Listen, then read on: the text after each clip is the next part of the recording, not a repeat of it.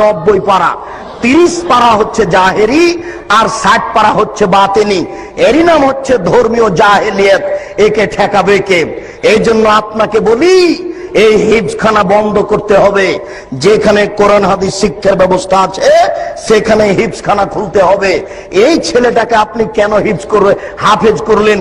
এর বয়স হচ্ছে 16 বছর, মাথায় একটা উঁচু টুপি দিয়েছে, তার উপর একটা রুমাল দিয়ে মানুষের বাড়িতে মিলাদ করে বেড়াচ্ছে, কোরআন মাজিদ পড়ছে আর ভালো কিছু খাওয়ার দিচ্ছে, 200 টাকা পকেটে দিয়েছে, একবারে খুশি হয়ে গেছে, চিৎকার করে আমার বাপের নামে দোয়া করে চলে আসলো। এ জাতির কি করতে পারে? যে চলিসা করে বেড়াই, যে কুলখানি করে বেড়াই, যে মানুষের দোকান উদিয়ে করে, আপনার উদ্বোধন করে কোরআন মাজিদ পড়ে, যে মানুষের বাড়ি উদ্বোধন করে কোরআন মাজিদ পড়ে, সেই হাফেজদের কি হবে? সেই হিফজখানা বন্ধ করতে হবে।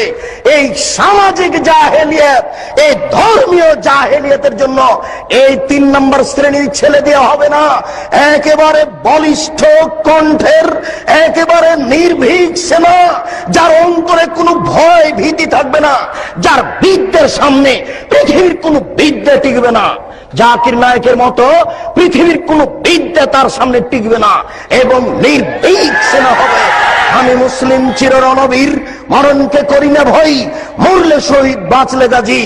এই কণ্ঠ নিয়ে যে মাঠে নামবে, সেই জাতির উপকার করতে পারে, সেই এই সামাজিক কুসংস্কার বন্ধ করতে পারে, সেই এই ধর্মীয় কুসংস্কার বন্ধ করতে পারে।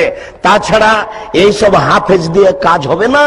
এ তো মানুষের দোকান উদ্বোধন করে, এ তো মানুষের বাড়ি উদ্বোধন করে। এর দ্বারা শরীয়তের কি আশা করা যেতে পারে?